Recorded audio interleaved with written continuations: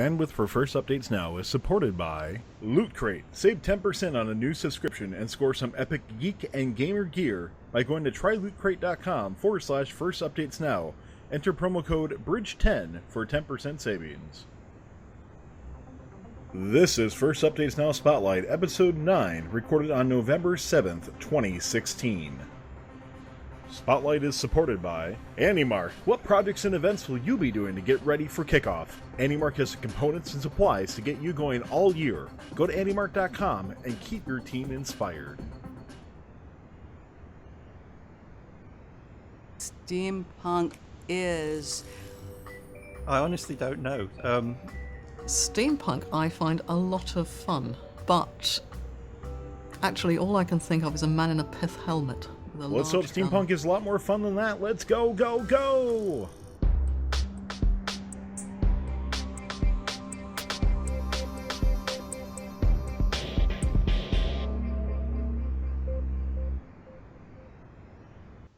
Well, good evening, everybody. Welcome to First Updates Now Spotlight, where we're here to bring to the forefront topics that are going to help your FRC team. I'm Tyler Olds, and joining me tonight, we have a very special co-host this evening, and without further ado, please welcome the founder and mentor of team number 1923, the Midnight Inventors from Plainsboro, New Jersey, and host of our own gaming and creative channel here on Twitch, lifetime firster, Libby Kamen. Hey, Libby, thanks for filling in for Colin today. Thank you so much for having me. I appreciate it. I really love the show, so I'm glad to help out. Yeah, glad to have you here, and why don't you let everybody know what we're shining the spotlight on today? Sure thing. Hopefully you guys all know and are excited about the 2017 First Robotics competition game, Steamworks. We're going to give you some tips, tricks, and pointers on how you can embrace steampunk for your FRC team, should your team choose to fully embrace the steampunk culture of the game. And to help us out with this, we wanted to bring in someone who has already made an impact in steampunk aspects of the first community. Please welcome the creator of Steampunk Your FRC Design, which was featured in the DLC Pack 2, Hannah Wilson. Hannah is also a mentor and a founding student on 4534, The Wired Wizards, out of North Carolina. Hannah has acted as a freelance graphic designer and won the first North Carolina 5th anniversary logo competition. Welcome to the spotlight, Hannah. Hey, thanks for having me. I'm excited. We're very excited to have you here today, and well, most of you probably know what steampunk is.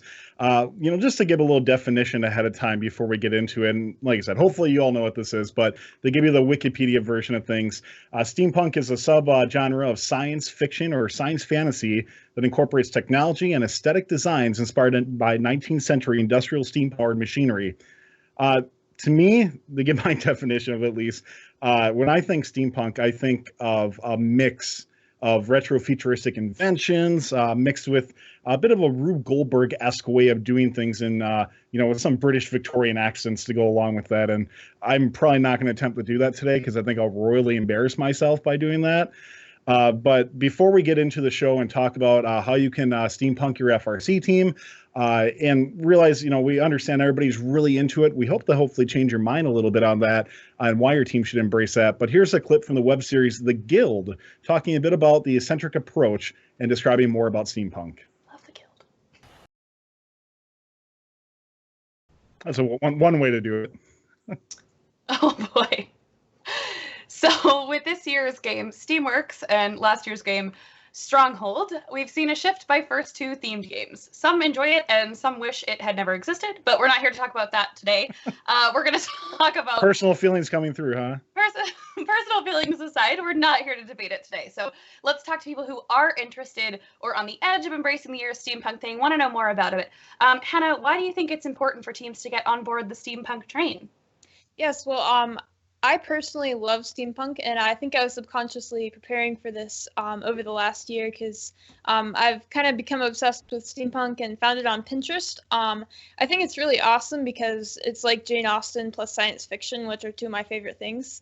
I just really love the aesthetics of it. I think it's important for teams to embrace steampunk, also for a more important reason.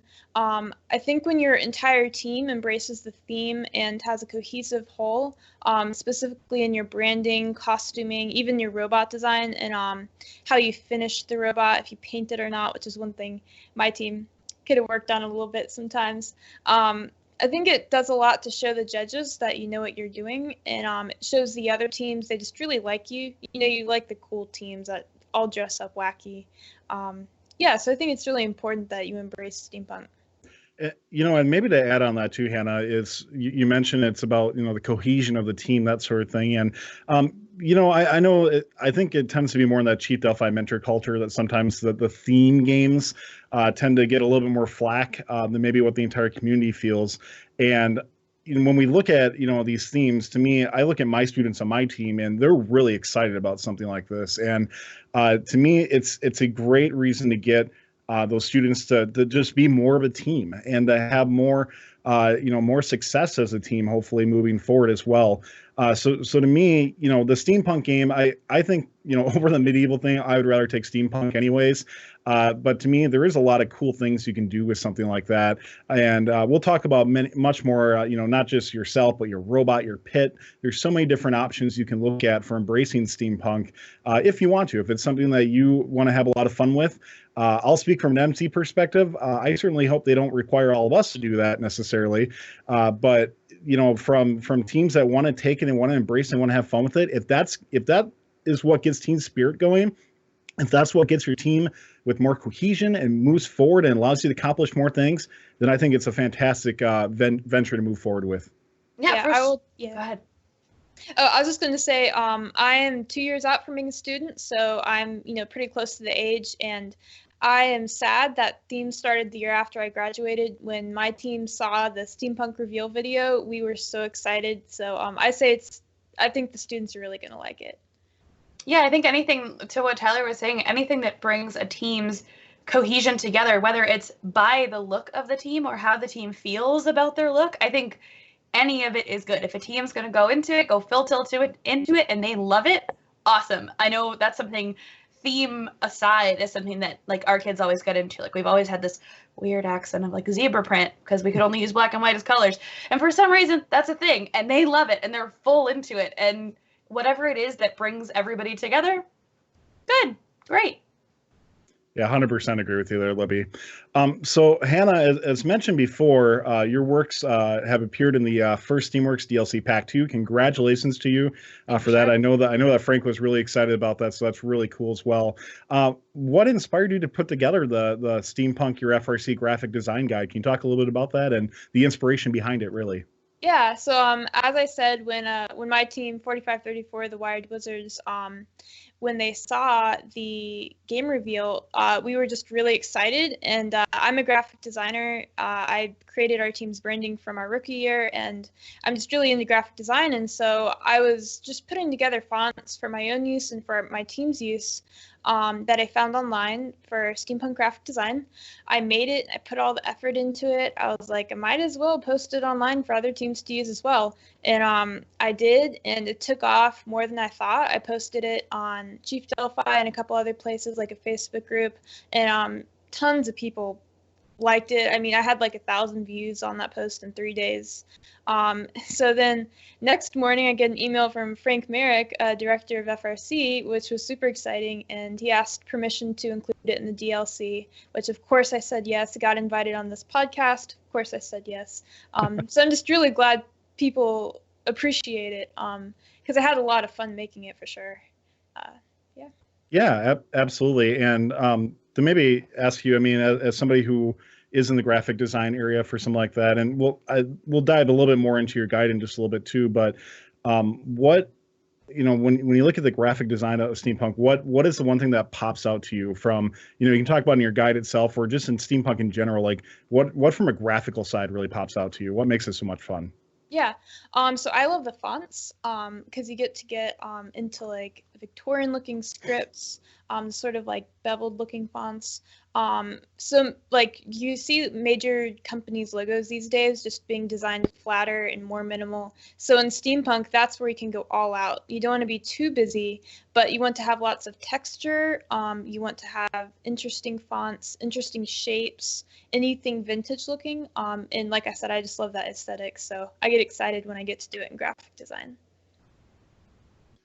Yeah, I love seeing looking at the font package. I'm the same way. Like I also do graphic design and some media stuff. And so it's really fun to look at brand packages that aren't the same old. And even within a team, like it's something that you can incorporate maybe like through the pack. I remember when I saw your Facebook post, I said the same thing. I said, hey, like this is great. I love that teams are focusing on graphic design at all. And sometimes the team has had like, oh yeah, we've had this one logo that we've had forever. And, Jimmy from 5 years ago designed it, and this is what we use. And to kind of see like, hey, there's some little tweaks you can have every year, just a little bit of something for the theme, even if it's, just one font changed on your shirt for the year or something. It's really nice to have something that's just ever so slightly different.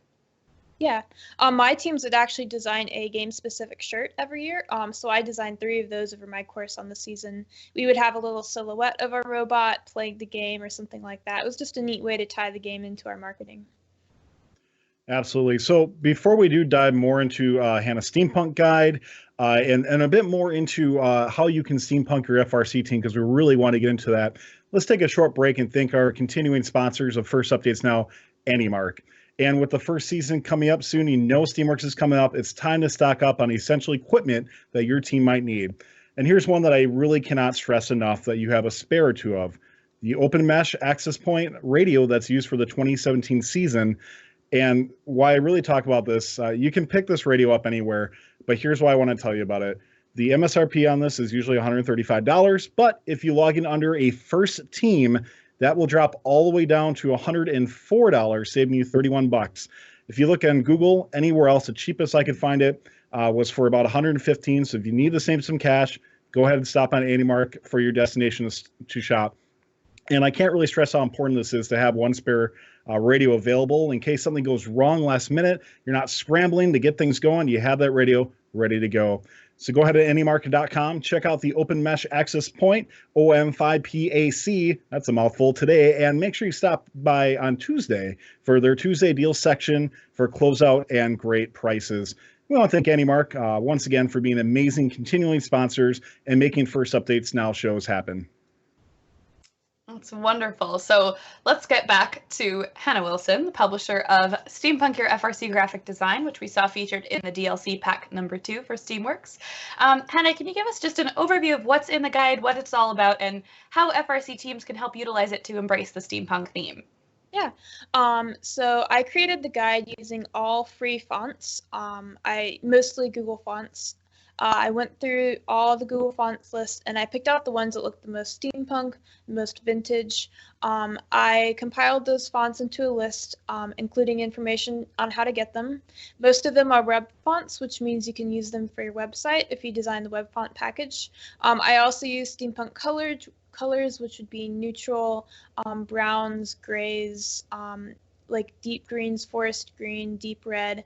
I also include, it's basically a branding document, so I include a few sample examples of how to use the fonts with each other. For example, a header 1, that's a nice big bold font, and then header 2, that's sort of, still obviously header, but it's not quite so dramatic and in your face. And then of course body font, which you want to be easy to read, but especially in steampunk, I found this really awesome font called Imdelb something or another. It's an interesting name, but you can find the link in the guide itself. And I really love this font because it basically looks like it's taken straight out of a vintage book. And I also love books. And so I just really love to see this font. It's easy enough to read that I think you could get away with using it on a website as well. And there's a web font available, so you could use it for print or web. Yeah, so I just put together the guide. I also did a blog post, which I think was up maybe a few seconds ago, which includes direct links to all of the fonts, which means you don't have to copy and paste from the PDF file, which was included in the DLC pack number 2. So if you've already downloaded the DLC pack 2, go to the last page in the guide and you will find a direct link to the blog post, which has all of the fonts listed in a row with like I said, quick links. You just open it in a new tab, so you just click all the links to view the font, and those will open. You can download them directly to your computer, install them, and use them in whatever Word, Photoshop, Illustrator, whatever design programs you use. So just to clarify too, for those who aren't really Photoshop friendly, so the files that are TrueType font files, right? Yes. And those are something you can just download for free. Is that correct? Exactly. So Google Fonts is a great open source directory that Google has created of fonts that are free to use. They also include web font packages, which means you just copy and paste one line of script onto your website, into your CSS, and you'll be able to use that font anywhere on your website that you want. So this is a really great way to get high quality fonts for free because often they're expensive. And so you just go to Google Fonts, type in your font name, you add it to a little queue, almost like it's a shopping cart. You click download. It's going to be a zip file. You extract the zip file and then just drag that font file over from your downloads over to your fonts like directory in your computer. And you can Google search how to download fonts if you don't know. It's very simple. Yeah, it's a lot easier than what it sounds, right? So it's pretty intuitive. Yes. Mm-hmm. So let's talk what else FRC teams can do with the steampunk theme, because that's kind of really the meat that we're trying to get into here. What other ideas would you have for teams on what they can do to really trick out and bling out their team in the steampunk? Well, obviously the costume is one of the first thing that comes to mind, because steampunk costuming is really the heart of steampunk. What I would recommend for teams is, if you are set on doing steampunk as a team, find something small that everyone can incorporate into their outfits, whether they use a t-shirt and wear a little pin, or everyone wears it, like the girls wear a certain necklace and the boys wear a bow tie. I don't know, something. They all wear necklaces and bow ties, you know. Yeah. But something simple that everyone can wear that's unobtrusive, and then pick a few people who are wanting to go diehard steampunk, which I'm sure most teams are going to have those people. And that way everyone can be cohesive without everyone having to go full out steampunk, which will cost less, take less time, and you always have students who aren't comfortable doing costuming, which is fine. Yeah, and then with the robot, of course, textures are going to be crucial. Painting your robot in like natural colors, making it look old-fashioned is going to be great. Of course, don't compromise, practicality of your robot, but making unless you're going for the imagery award. Exactly, yeah. Get that might be high stakes this year. Move on. Oh man, we made everything run on Steam. We didn't even use the electronics. Exactly. Give us the imagery award. Yeah, the Steam messed with our electronics, but we did Steam, so yeah. I love it. Yeah, and of course, last but not least is making your marketing look steampunk, which, of course, you can use my guide for part of that. And textures are great, like with your pit, you could use textured fabrics for curtains or something. So yeah, those are some ways that I can think of. Libby, do you have anything off the top of your head? Actually, it was funny, we were talking before the show, Tyler, about how you and I have so much less experience with steampunk, but as we're talking about, like, oh, everybody wears like a bow tie or you put gears on something, we actually have, with not our FRC team, but with our FTC teams, which are called the Midnight Magic, their logo's like a little magician with a top hat, and what we do is we give them the top hat, and they can decorate it however they want. And as I'm thinking about it, is like, oh yeah, a couple of our kids actually went and did like little steampunk. They got like the goggles and they put gears around it. Like, I like the idea of what you were mentioning, Hannah, with, everybody has a little piece that they can incorporate however they want. And I think that helps, like you were saying, with a student who maybe isn't so into costuming, or maybe isn't, doesn't want to get dressed up, but likes the idea and is cool. The game's cool to them. I think there's a wiggle room in there where, if you here are the elements we'd like to incorporate, you can go as intense or as non-intense as you want. I really like that. It's it lets each student express their own personality within that theme as well. So one of the things that just popped in my head, and I had a couple ideas to follow up on this, but this just popped in my head, is last year they kind of made it like a Renaissance fair sort of thing.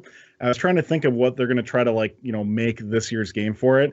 And I think they're going to do like World's Fair 1983 or something like that. Or I'm sorry, 1893, right? That'd probably be more appropriate. And I just wonder, would be pretty lame. Yeah. I don't know. You can get some pretty cool outfits there too. I don't know. That's next year. Yeah. And one of the things, just to follow up too, I know our producer Nick was showing a little bit ago, there are some teams who are steampunk themed already.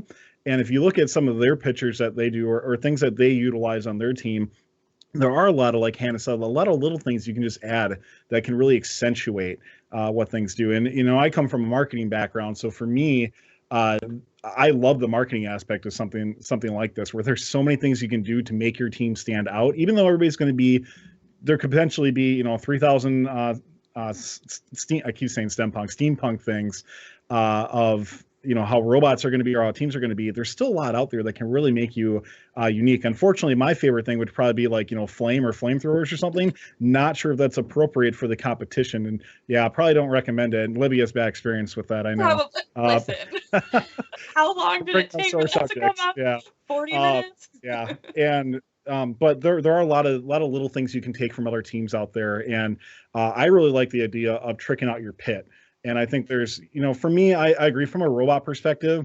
Yeah, there's maybe some graphics you can do for something, but I'm never going to compromise functionality for the image on the robot, even though the imagery is very important to me as well. But to me, like things like your pit, think about how many cool things you could do with something like that, where you can have mechanical moving parts. In Steam, I don't know, but somebody mentioned in chat about having steam powered power tools. I'm like, ooh, how could you do that with pneumatics? That'd be pretty cool. But pneumatics would have some sort of steam come out with dry ice or something. So yeah, there's a lot of cool different options out there for you. Yeah, I'll digress. I like the idea of you think about how many teams already have something moving in their pit, like they've got a rotating sign or something.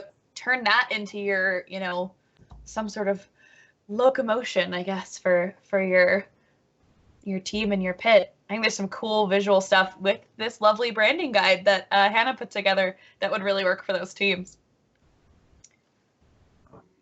So I guess we brought it up a little bit with the teams, but let's talk about individuals who want to dress up themselves. I know we've got one current MC who already does steampunk in the chat, but let's talk about people who want to dress up. Who's in chat? Nikki.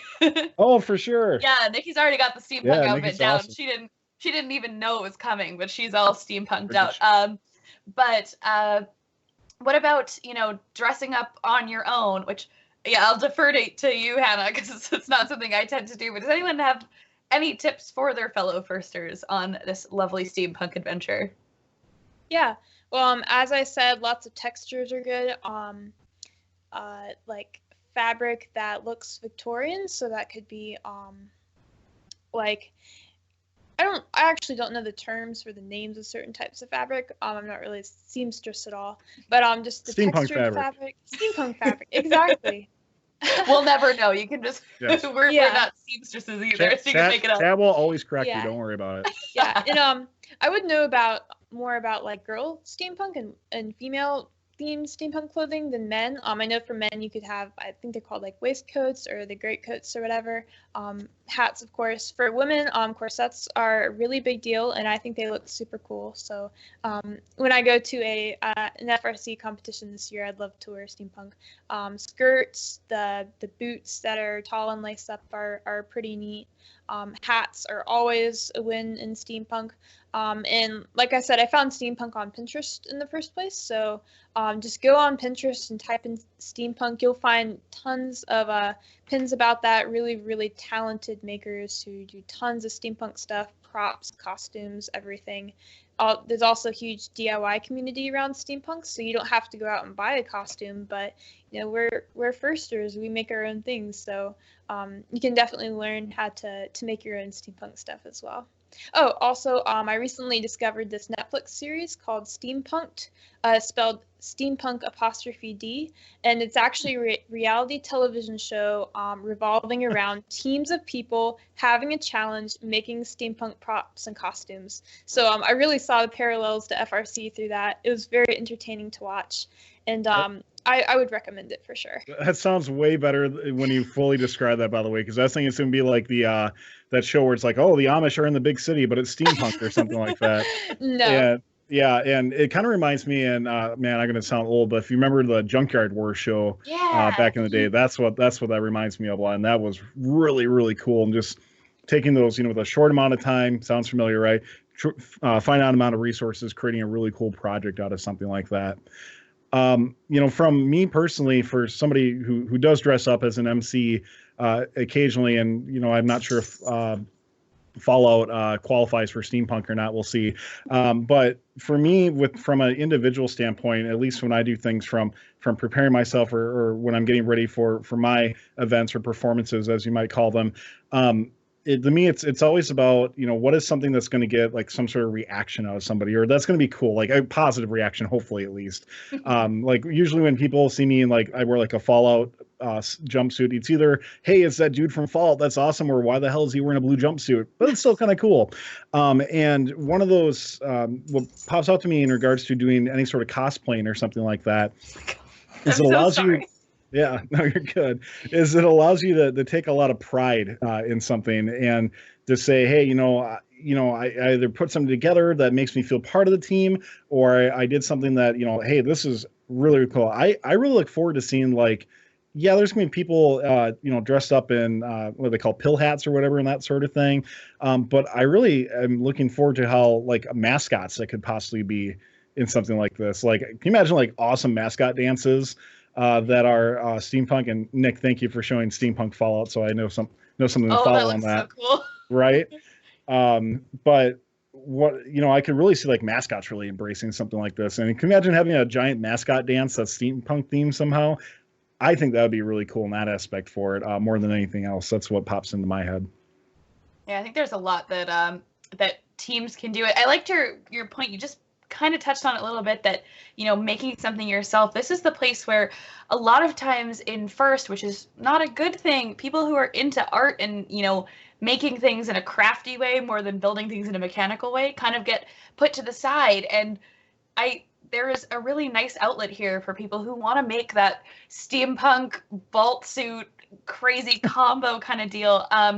It's a really nice outlet for kids who are creative on teams and just want to embrace it. And that's why, like you were saying earlier, Tyler, it's about the students enjoying it. And if the students are into it, let's do it. I also sorry for that earlier. I have a dog who's adjusting to a new kitten and they like to run around, and I thought they were doing okay and they're just going to jingle. So I apologize for the jingle. That's right. You can bring them on camera if they jingle too much. If they stay still for 4 seconds. Yeah. And something just to follow up to on, I know Nick showed that follow up. By the way, if anybody does that, please let me know so we can get you on the show, because I want to show that ASAP on there. That'd be really, really rad.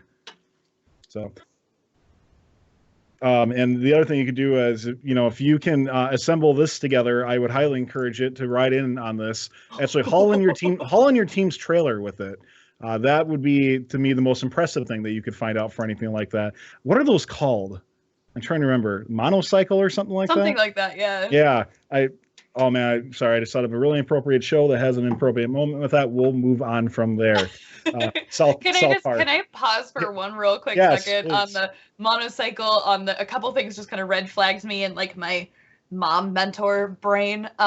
Please, just if you're putting on a corset or you're riding in on a monocycle or whatever, just please be safe. Don't pull your costume too tight so you can't breathe, and also don't crash into something or blow up a monocycle. Just saying, it's not fun. Yeah, your comfort comes first. Exactly. Also, it's a long time you're going to be walking around, probably around a lot of people.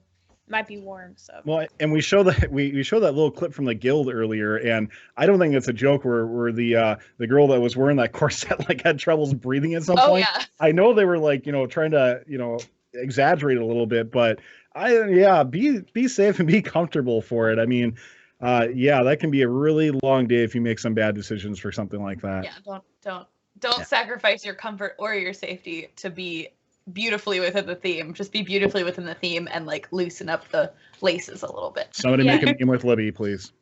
Yeah, in one episode of Steampunk, someone makes a corset out of a fire grate, and that was not a good idea. Yeah. Awesome. All right, so we have some Q&A to go over in just a little bit too from the chat. And chat, if you got anything else, we'll take them. But I wanted to finish with the 2017 game Steamworks itself. And we all know it's pretty fruitless to make predictions, but we've seen a lot of theories out there on what this year's game may entail. And so I want to kind of get into that a little bit. Kind of a two-part thing. Hannah, starting with you, feel free to give prediction of what you think the game will be. But to me, even more importantly, what are you most excited about for the 2017 season?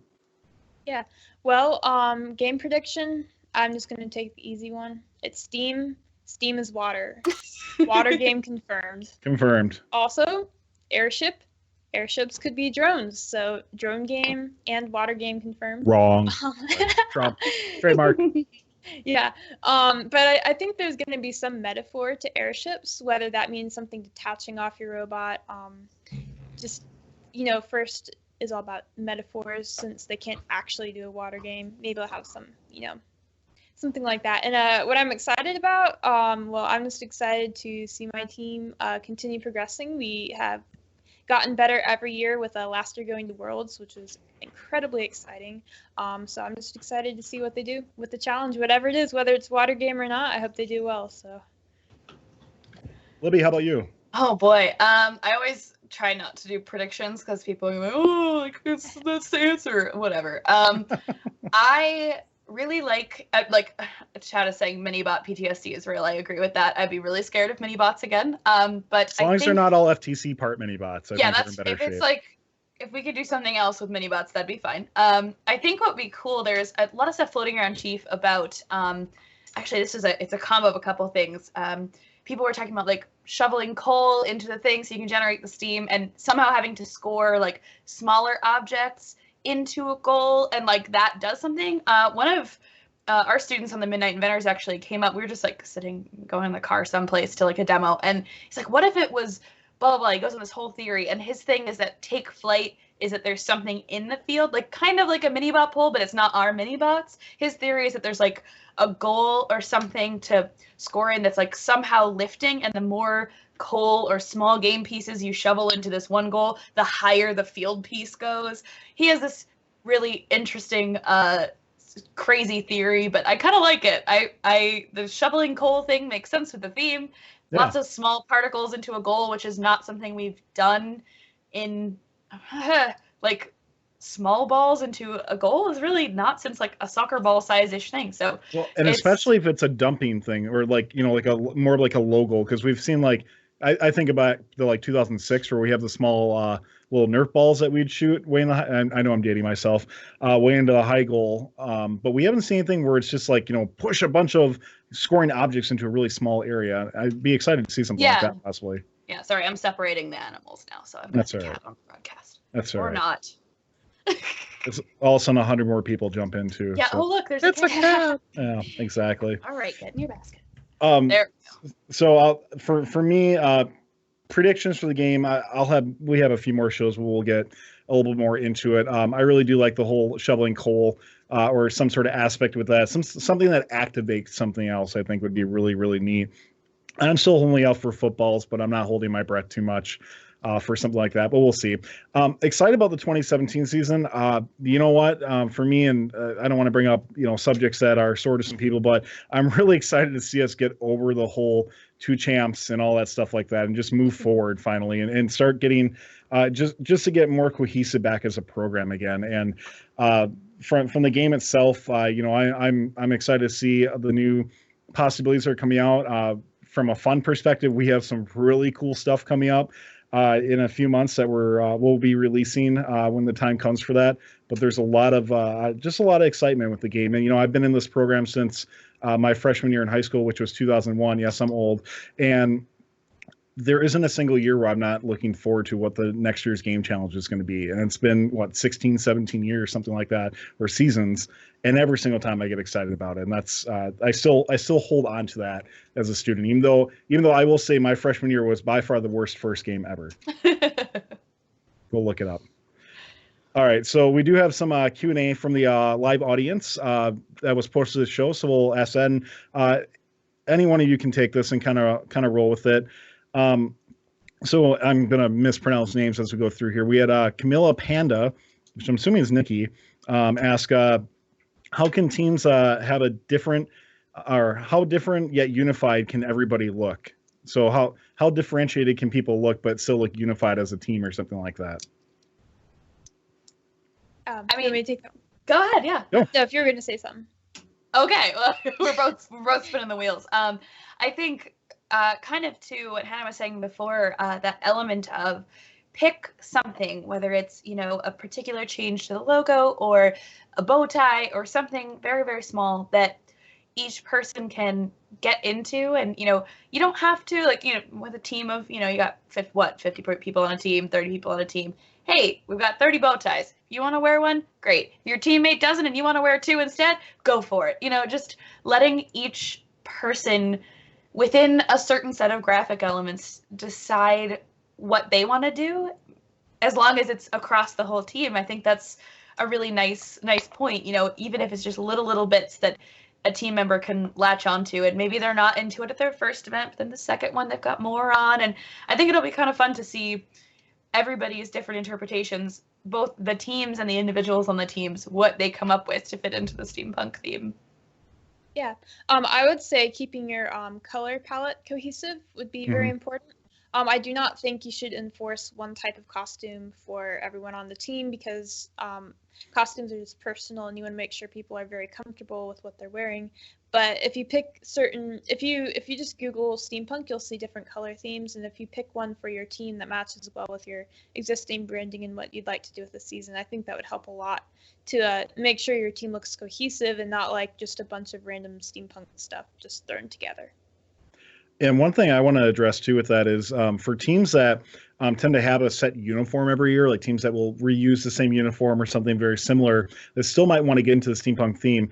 Think about other things you can do too. It could even be like certain like pins or different things on your shirt that you could just add on, or headdresses would be a fantastic way to go about something like this. Different sort of pants, that sort of thing. There's a lot of things that, if you still want to keep your team brand and your team logo and your team image going, there's still a lot you can still do with having cohesion amongst your team, but still allowing to get out into the steampunk area, especially if not everybody wants to get on board with something like that. Yeah, that's like when you brought up Hannah, like within your team's colors, for example, like you'll see a lot of like golds and bronzes and whatever, but my team is black and silver, and that would just be too out there. So maybe if our team decides to adopt it, they go black and silver with the visual elements that they want. So it doesn't necessarily have to be that, oh, I'm completely changing the branding over.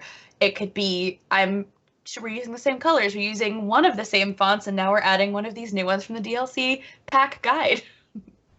Yeah, awesome. And like my team is black and red, so we could get a real cool steampunk look going there. We might need to be careful not to go too goth or anything. I gotta be careful. However, yeah, I think it'll be fun to see what they do this year. Yeah, for sure. Yeah, we're Caribbean blue. I don't know how that will work out, but we'll see. You can do it. I think you can do a nice subtle blue and like. I'm sure my students will come up with a way to do something like that. Yeah. All right. From Youth Robotics TV, asked for steampunk costuming ideas for teams with really limited budgets, and I want you to take that. Okay. Thrift store shopping for sure. See if you can make your own stuff. So find like a shirt that might work well with a costume, and just get out that sewing machine and DIY it. I'd say that'd definitely be good. Like I said, there are lots of articles online. So yeah. Yeah, I've actually got a couple of friends who do like cosplay builds more than, dressing up for costumes at competition, but we'll do cosplay builds. And actually craft foam is super, super easy if you're going to make something that looks a little bit mechanical that you're going to put on. Craft foam and spray paint. You can get some really nice finishes. And there's, as Hannah mentioned earlier, there's a ton of things on just Pinterest, online, whatever, that you can find for those kind of resources. So definitely DIY-able.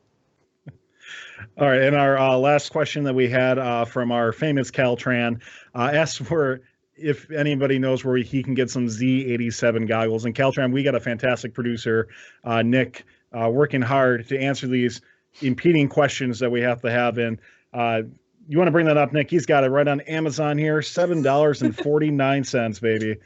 So there you go. Everybody, please go out and just go get that. Right? You know what? Let's just have everybody get that. Tyler, they even match your team. Together. It's Look at the that. blue. Holy, put that back you up were there, Nick. Just saying it's not possible.